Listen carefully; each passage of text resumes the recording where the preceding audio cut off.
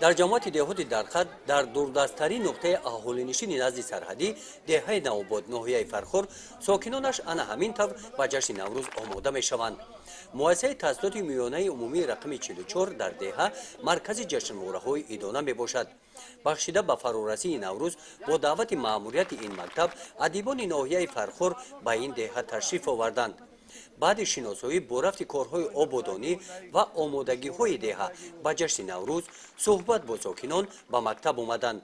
در این چاره‌بینی مکتبی نورسان عبارت از طعام‌های گوناگون ملی خانه نوروزی آراسته نشان دادند که در این دهه ساکنان خصوصا نورسان زادگان دوران صاحب استقلالی تاجیکستان به هنرهای مردمی توجهی کلان دارند.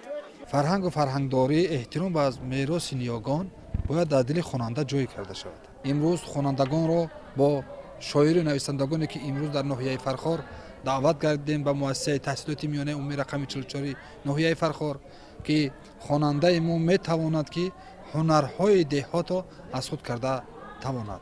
از نمایش طعام‌های ملی ادیبان دیدن نموده با پزندگان طعام‌ها احسن خواندند.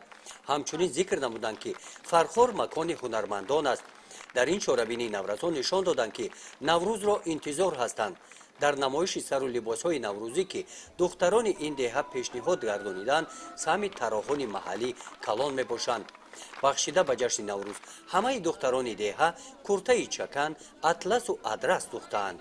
ما همگان نوروز را خیلی دوست می‌داریم و بی‌صبرانه آن را انتظار هستیم. شخصا من برای دوختن کرته چکن ملی با دوستان خودم برای خود کرته می‌دوزم و می‌خواهم آن را در روز نوروزی به بر کرده به میدان نوروزی حاضر شوم و اینچنین برای آرا دادن دسترخوان خود سمانک خواباندم.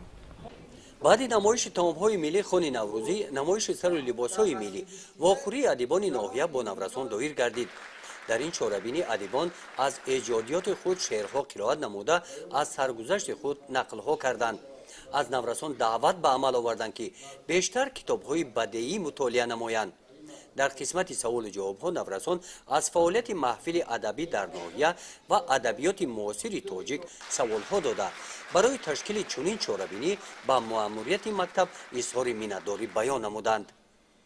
گزارش خواجه نظریف خدای نظر ظهورف از ناحیه فرخار برای برنامه اطلاعات نوید.